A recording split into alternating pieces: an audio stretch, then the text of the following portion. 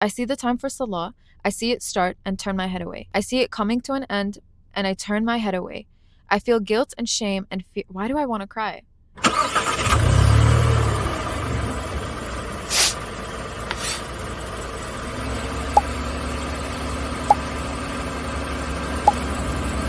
Hi guys! Hi everyone! Welcome back to another episode of Minds in Neutral from your favorite hosts Rina and Shahad. Guys, today we're celebrating my birthday and I'm so excited. We're out right now. We're going to do like a little desert birthday thing. I don't want to call it my birthday week. I feel like that kind of sounds cringy, but it has been. It has been. Yeah, my birthday was on Tuesday. It was 7th of Jan. And it's been really, really fun. I brought all my friends together. Some of them are on their way. So that's why we're like, you know what? Let's take advantage of this free time that we have and let's film for the podcast because, you know, the business does not stop running. No matter what the event is, there's still some things that we need to commit to. And it's the podcast, as always. As per usual. But now I'm 21. And that's a crazy age to refer to myself as. What? I remember when you turned 20. Okay. I don't. You said it. You were like, "And I'm 20." I'm like, "Oh my god, you're so old." Blah blah. And then, because I was like, "I'm still 19." Yeah. And now you're 21. Each year, it's just getting. I feel like again, older and you're older. just so old. Yeah. Yeah. It's because I turn it before you. Exactly. And your birthday is a while for mine. It's all the way in June. Yeah. So it's 6 months away. Yeah. Exactly. So I'm always like, "You're just old. I'm just old. You're a grandma." Yeah, I know. 21 still sounds kind of like young and fun. 21 sounds serious. No, it doesn't. 21 is such a serious age. I feel like when you hit your mid-20s, that's serious because 21 around the world is like, oh my god, it's the age to party. You're legal. You can do whatever you want. You can go to like certain places, which I won't be going to, but like, you get what I mean? 21 sounds more fun than 20. Really? Yeah. Something about it. It's just like, oh, you're 21. Like, no, for me, it's the opposite. Oh, you're 21. Like, you're old. Is your life together? Okay, why are you putting me under pressure right now? Like, anytime I've been talking to anyone, because I'm also graduating soon, it's like, what's your plan? What's your plan? What's your plan? It's just like this constant stress of like, I don't know, guys leave me alone. Please, yeah. Anyway, we really want to reintroduce weekly obsession. Yeah. And I have one for you guys. My weekly obsession this week has been wrapping jersey hijabs and like a full, wait, I'm not wearing a jersey hijab right now, but it has been wrapping jersey hijabs in like a full like cover. Mm-hmm. I don't know what it is. Something about the texture. You did it last episode. Did I? Oh, yeah. And then some people asked for like a hijab. Well, one person asked for a hijab tutorial, which, you know, maybe I might, you know, go into my influencer era and like fall into that. But no, the jersey hijab wrap has been my thing. And I'm so excited to like dig into that because, you know, like I feel like it's cute. It's different. The texture and the way it just fits my face is so nice. But I got some model hijabs for my birthday. You did? Shahad got them for me. So I'm super excited. I'm so excited to see you wear them. Yeah, me too. I want to see like the different styles because it's always like the usual, like, you know, you just put them across your neck. And it's like, you know, that's the casual style that we see. But I really want to see if I can wrap them. Some people put like jewels on their hijab. Yeah, I find that like so little pretty. Clips. Yeah, like the gold ones. Yeah, that go on the side, or like there's like a brooch that you can put on the side, like here. That's also cute. What about you, Shahad? My weekly obsession? Yeah, go on. What has been your thing this specific week? This week, this specific week, I think it's being more feminine, which I say a lot. I know I do. Yeah, you do. But like, I feel like I'm starting to. My style is changing a lot. Yeah, like the off-shoulder sweater. Yeah. Hello, I don't recognize you. Exactly. Like now, because I was like, I could have easily worn a hoodie, jeans. Yeah. That's, you know, called it a day. But I was like, no, like I really want to wear a sweater. Yeah. Or like a cardigan. And I really wanted to wear this blue cardigan for Rina's birthday. And it's so cute. It's so cute. But the only issue is the jeans I have are like skater boy jeans. Oh, okay. Like the blue. Fit. Yeah. So I was like, ugh, it's so cutesy up and then old Shahad down. So I was like, it's just so weird. But those jeans fit you so nice. They do. They really do. But it just doesn't match with the cardigan. Okay. So then I had to switch the style to like something that matches my style now. It's just crazy how my style changed. Yeah. Because I remember like my mom would always be like, you need to dress, you know, more feminine, all that stuff. I'm like, if I'm comfortable, I'm good. I don't care. Yeah. I don't care. And I feel like that's a Gen Z thing. Yeah. Because we're always in like sweatpants, Sweatpants have never been my thing because my mom was always like, "You're wearing pajamas outdoors. Like, what are you doing?" Bro, I remember in year 1, I Yeah. would literally show up with sweatpants. I would show up with this Hoodies. baggy shirt. Yeah. I would actually look like I just came from the bed. Like, Bro, I your woke up transformation, and I left. Yeah. your transformation from year 1 to the final year is like insane, completely different shahad. Exactly. Genuinely. Yeah. So But I love I'm this getting shahad. I'm getting used to this shahad now. Yeah, but I love this shahad, and like even like now, because this is really my style, like the stuff that you're wearing now. I'm starting to ask shahad like, "Oh, where did you get that from?" Really? Yeah. Oh yeah, you have been, yeah. Yeah, and it's She's super like, cute. I might take this from you one day. Yeah, because it's always shahad being like, "Let me borrow this," but now I'm just like, tables turn, babe. Like, I want to take this now. Like, this is so cute. But yeah, this week we really wanted to talk about something that I think a lot of people in our generation can relate to. And struggle with. Which is like, it's unfortunate, but it's reality, and it's the fact that some people could struggle with maintaining their prayers. Something as simple as praying your 5 prayers a day, a lot of people struggle with. We've struggled with it, you know, in and out. So it's just like something I think all of us can relate to. And there's so many times where I have conversations with my friends and they're like, you know what, like, I struggle with this too. And I'm just like, yeah, I don't know, it's just something we all deal with.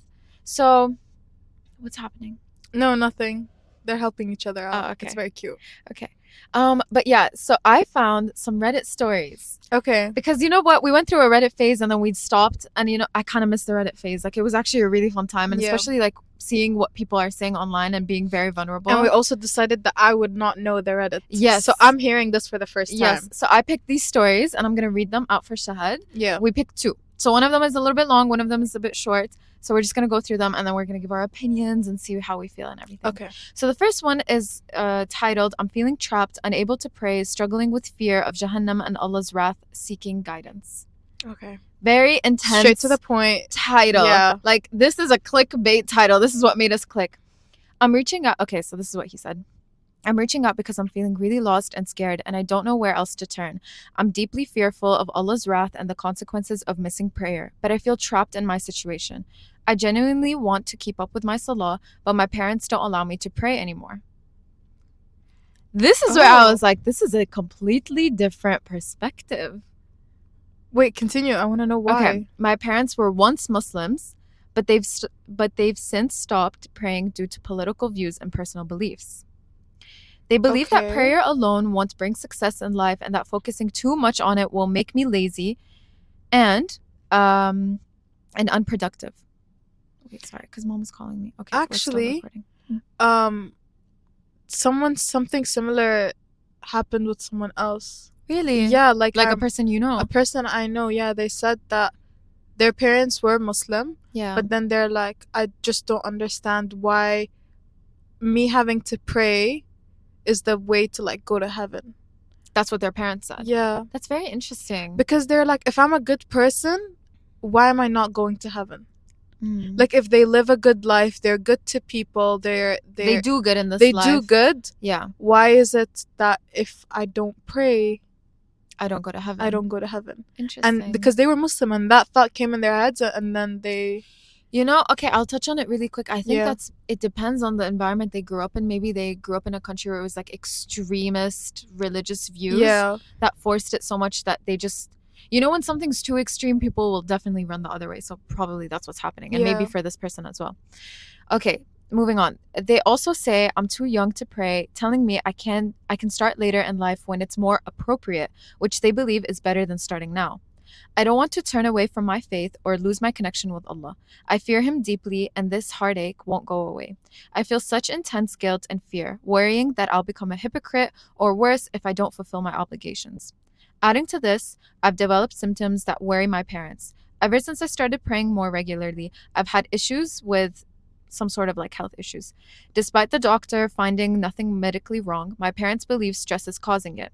They don't understand my fear of Allah's displeasure, so it's isolating me even more.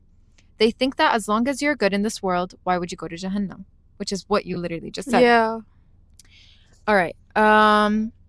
I want to seek forgiveness every day, but I fear it's no use if I keep ending up in the same position. I'm desperate for this advice on how to hold on to my faith and cope with this pain. How can I stay close to Allah and avoid despair? Any advice, du'as, or comforting words would be greatly appreciated. Jazakallah khair. So that was the first story. which I think is a very, you know, when I think of like people struggling to pray, this is not my ideal situation. No, it's not like the parents that are like making them is, struggle. I don't understand from the parents' perspective, you know, how would that affect his life? Like right now, like, okay, if he prays, how is that gonna affect him? Like, why, like, wait later on until, like, how is that affecting his life? You know what, if anything, because the person mentioned that, actually I don't know if this is a man or a woman, but the person mentioned that they are going through stress and they have to go to the doctor now and everything, and because they started praying. No, I believe it, well, that's what their parents probably believe, but I think it's the stress of the parents and the stress of them wanting to choose their own path in life that's causing the stress. Yeah, definitely. But in the parents' eyes, it's like, okay, well, you're trying so hard to commit to the religion, it's probably causing so much stress on you. Just relax, like, take life easy, you're still young, you have such a long life ahead of you, which we're not promised that. Yeah. Like, no one's promised a long life. That's not something that was like written and everyone gets that, you know? But yeah, I thought that was such an interesting... That would just make me feel so guilty. Like, if I, like, you know, like the episode is meant to be about, like, oh, you know, sometimes people struggle to pray their 5 daily prayers. This would make me want to pray more. This will make me feel so guilty. And I'm like, oh my God, it's just in my head. This person is trying. Yes. The person that's stopping them is their parents. Yeah. Like, and they want to. And it's like, for some people, nothing is stopping them. Yeah. But then they still struggle, which is still valid. I mean, it's, that struggle is still valid. Yeah. But it's just crazy because, again, like how I mentioned, certain extremes will make you run the other way. So if it's like a complete different extreme of like, no, don't pray, you're too young, whatever, it's going to make you want to pray. If it's another extreme where it's like, this is exactly how the religion should be followed, like there's no gray, you know, between it, it's only just black and white, then, you know, it could just cause extremes. Okay, really quickly, the second story, it's titled, I really do want to pray, but I can't. Brothers and sisters, please, if you have any advice, please help me find a way back to Salah. I'm so lost. I loved Salah. I loved spending time with Allah subhanahu wa ta'ala. I used to plan my whole day around Salah, but I started a new job. My antidepressants ran out. I came off my cycle and everything around me is starting to fall apart. I can't pray. I can barely fast when I used to all the time. I'm so afraid of this state that I'm in. I'm so scared of entering my first Ramadan in this state. I'm so afraid of dying in this state, but my body won't move. My heart is rock solid and unresponsive. I see the time for Salah. I see it start and turn my head away. I see it coming to an end and I turn my head away. I feel guilt and shame and fear. Why do I want to cry? Just reading this, I don't know why. It's like, it's kind of hurting me. Like, okay, I feel guilt and shame and fear, but that's all. That's all I have sustaining me. That's it. Okay, I don't think whoever it is, their heart is rock solid. Because if it was, you wouldn't even feel guilt. Yeah. And you wouldn't even have written that post. Yes. You would have genuinely just went on with your life unbothered. Yeah. So the fact that you still have that in you, I think it's that little light from Allah. Yeah. And like, maybe it's a hard time right now, but Allah's still keeping that guilt so that when it passes, because hard times pass. Yeah. When it passes, you would still go back to Him. I think, yeah, like you said, it's the fact that you still have guilt. I feel like if you don't have guilt, that's when we're in a tricky situation. Like, that's when you really need to reflect on yourself. Yeah. But you're self-aware. You know that what's happening right now is not the right thing. And it's not you. Yeah. Like, you said that you were not like that in the beginning. Yeah. So something big must have happened in your life. Yeah. That or sometimes the waswasa can be so strong. Yeah. It can be so strong that it can really deviate you, and, you know, it might hit you in the most vulnerable point. But I also feel like it's not only with praying, especially with this person, because they said their antidepressants finished. Yeah. Oh yeah, that's true. So I hope you're okay. First of all, like, if you're gonna watch this, I hope you're okay. Yeah, inshallah. And try to help yourself out with what's making you, like, kind of pause on life. Yeah. Because right now, what it feels like, you know, you're just giving up on this world. Yes. And maybe try to find out what's the reason for that. Like, is it your new work? Is that what's stressing you out?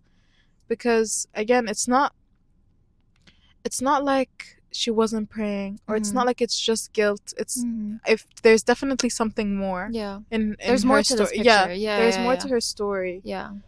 So Yeah, I hope she's doing well. I think it's a Yeah. she.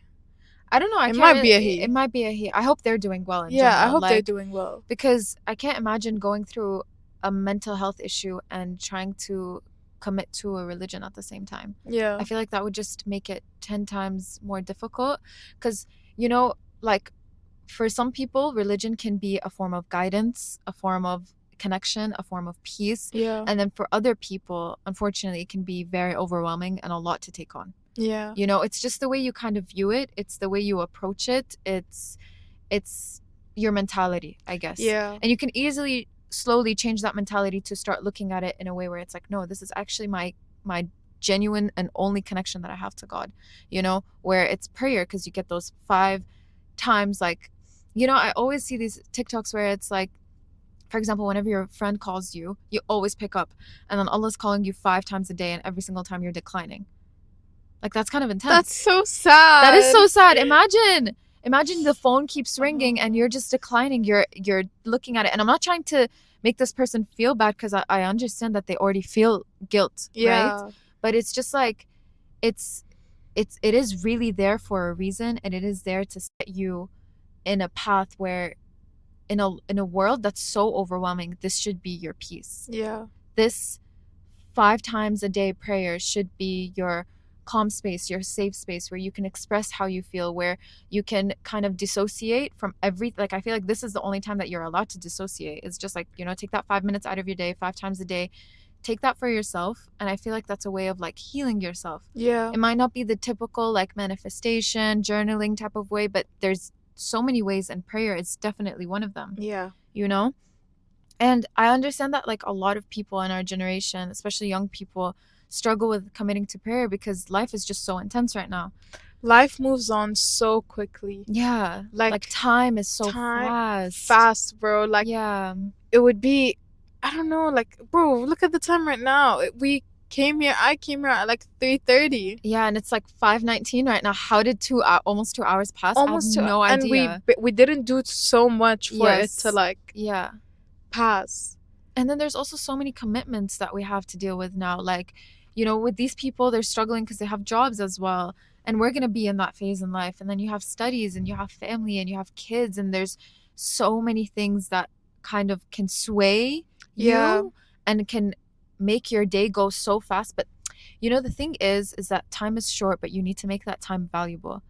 Because sometimes at the end of the day, you could sit on your bed and you could be like, what did I even do today? Exactly, yeah. Like, so much time has passed. I didn't even pray. I feel like the prayers put a pause on your time. Yes, for sure. Like when life is moving so fast, I feel like once you pray, you're putting that time, like you're freezing yourself in time Yeah. and just continuing your prayers. And I feel like كمان Allah بيديكي بركة الوقت. Yes. You know, like He Gives you gives you barakah the in your barakah in your time. If you like actually take that time away just to talk to Him. Yeah. Because it's a very give and take situation. You cannot keep taking time, because Allah, at the end of the day, you're here because of Allah. So you cannot keep taking this time that Allah is granting you and taking it for granted, and then just using it in any Yeah. possible way. Like, again, I feel like prayer just really grounds you. It brings you back to not even reality, because sometimes we get so caught up in reality, but it brings you back to the reality of the akhirah, the reality Yeah. of taking care of yourself, the reality of just like Yeah. just being grounded, you know? And then obviously I think all of these these people that are talking and the people that are listening, and even us, we're all scared of the day of judgment. Yawm al-akhirah, we're all scared of it. Like, it's nothing someone or anyone's really looking forward to. Even back in Ayam Sayyidina Muhammad, you know, Yeah, they were all sallallahu alaihi scared of wasallam. it. Yeah. They would think that it was going to happen in their time, because Yeah. it's something that was always spoken about, and it is a fear. It's literally called Day of Judgment. Like, you're going to be judged on that day. And two things can happen. Either you can see that as genuine fear, and you know, like, you can get overwhelmed by it, or you can see it as your motivation to Yeah. be like, I want to work for that day. I want to work for not this life, but the life afterwards. Obviously, this life we have to work for, you know, there's certain commitments you have to stick to, but it's just like, again, it depends all on mentality. Yeah. Are you going to see it as something that's going to be like suffocating you, or are you going to see it as your outlet?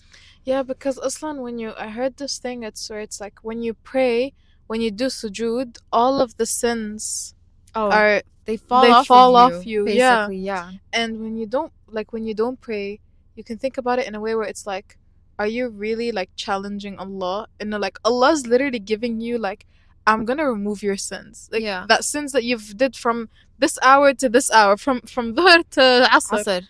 I'll remove them for you. And you're challenging him like in a way where it's like, oh no, like I don't need you to remove them for me. Yeah. Like I got this, or like I didn't do sins. Like, let's not forget the greatness and the Yeah. kindness of Allah, because He gives us so many. He's giving us 5 chances a day.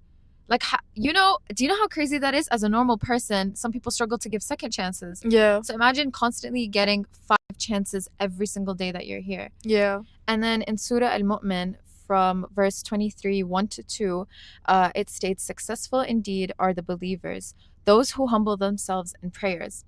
And this verse basically ties success to humility in prayer, emphasizing that prayer is not just a ritual, but a means of building a sincere and humble connection to Allah. Mm-hmm. So it's like you when you're in that prayer, you're humbling yourself to realize that I'm just simply human. And I think that's also beautiful, to realize that you are just human. Yeah. That you don't have to be so perfect in so many things, which this dunya expects you to be.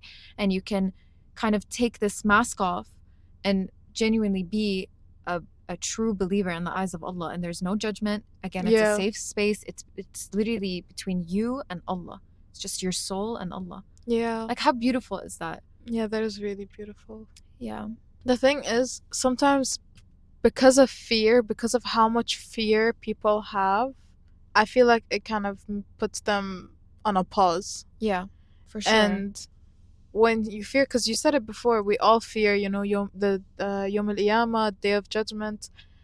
It might genuinely move people away from it. Yeah. Which I feel like rather than moving away from it, we should try to find hope in it. Of course, yeah. And just like our previous episode when we talked about overthinking and how sometimes it feels more peaceful than actually acting on it. We're overthinking Day of Judgment. We're scared of it and all of that stuff. But then when it comes to the action, we're too scared of our little bubble that we've made that we don't even make the action, or we don't even think about making the action. Yeah, and that bubble is just a mindset. Really. It's really literally just you against yourself. Yeah. That's it. And we said it before, we're just like, khalas, at some point you just need to actually get up and do what you have to do. I saw this one TikTok of this girl being like, oh, this year I was able to pray 365 days and whatever, like I really committed to it and everything.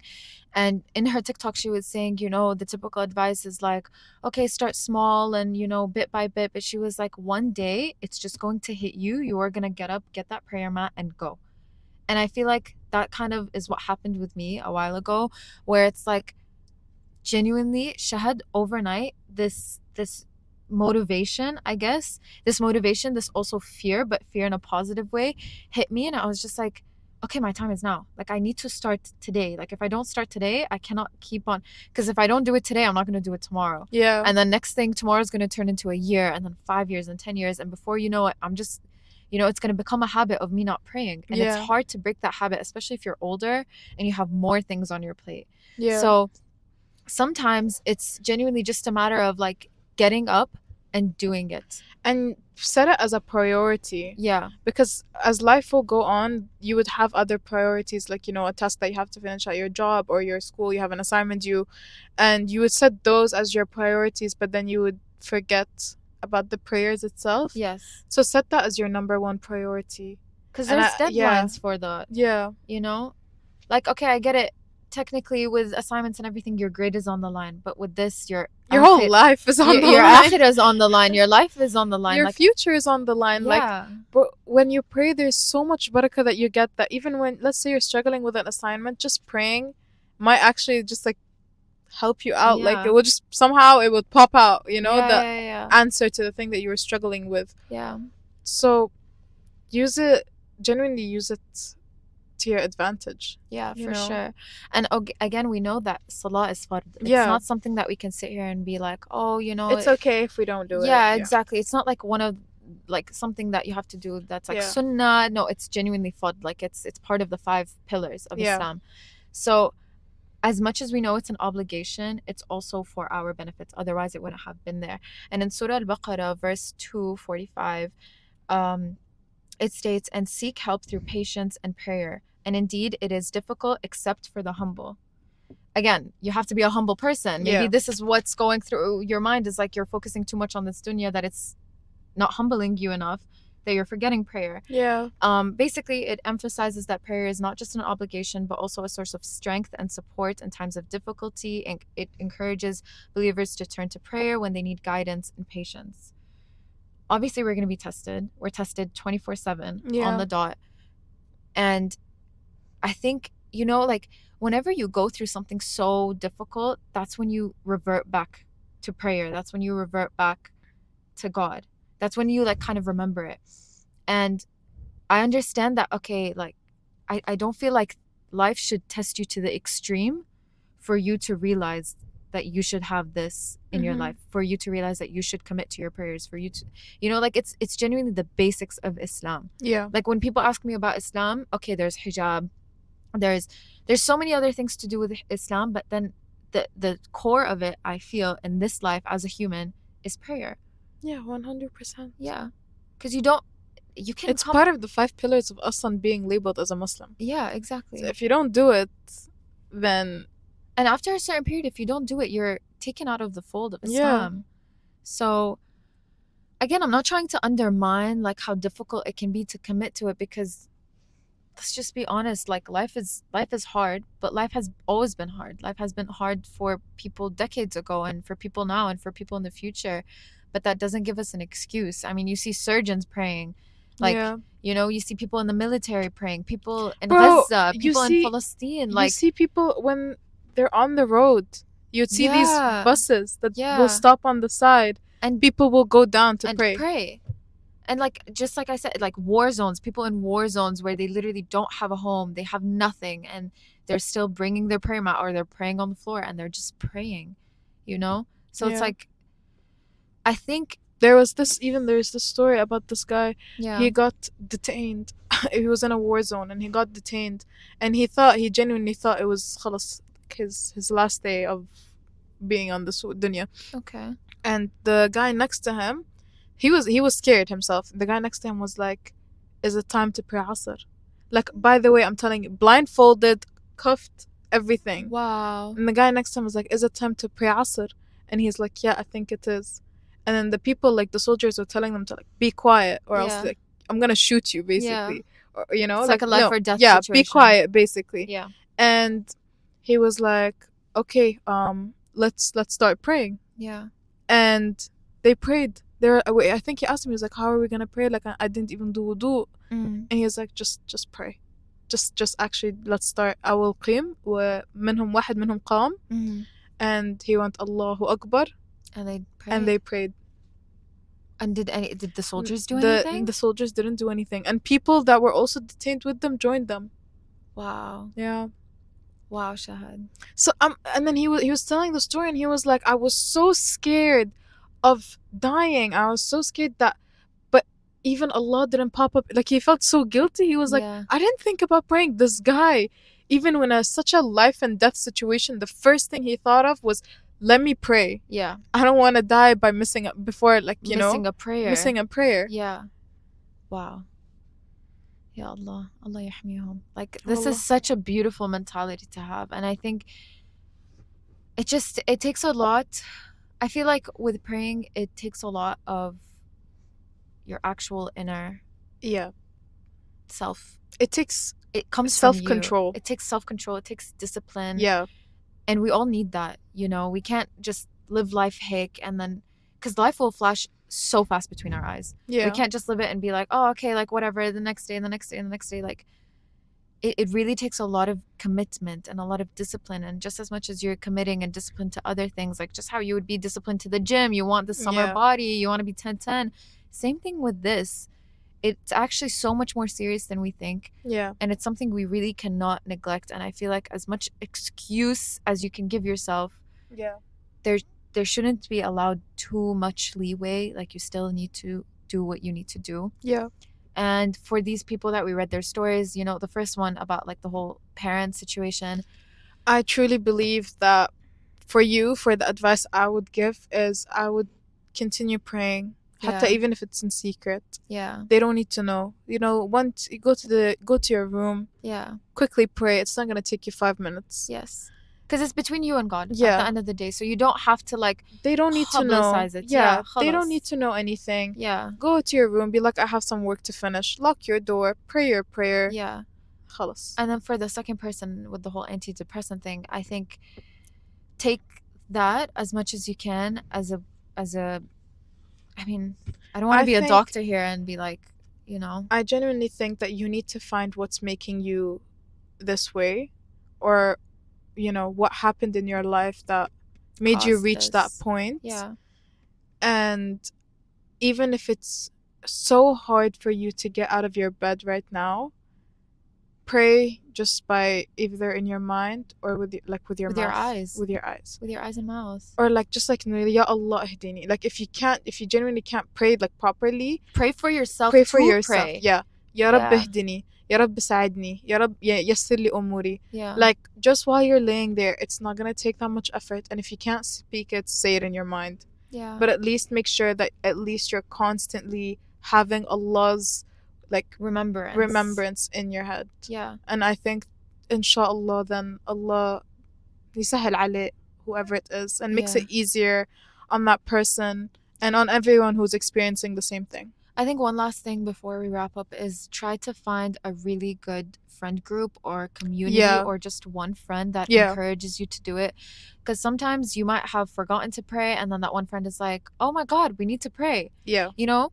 So like even like with that guy when they were detained, like that person reminded him. So try to find that those people for you and try to be that person for other people as well, because at the end of the day we're all trying to help each other out. We're all here for one goal, one aim, for the same reason. And there's no competition. There is no competition. Yeah. It's not like there's a specific amount of people that can go to Jannah. Yeah, exactly. So why don't we help each other out? Yeah, go to Jannah together. Let's all just catch up in Jannah. Yeah. Anyway, I hope y'all are happy, healthy, and safe. Thank you for listening to this week's episode, and we'll catch you guys next week. Bye bye.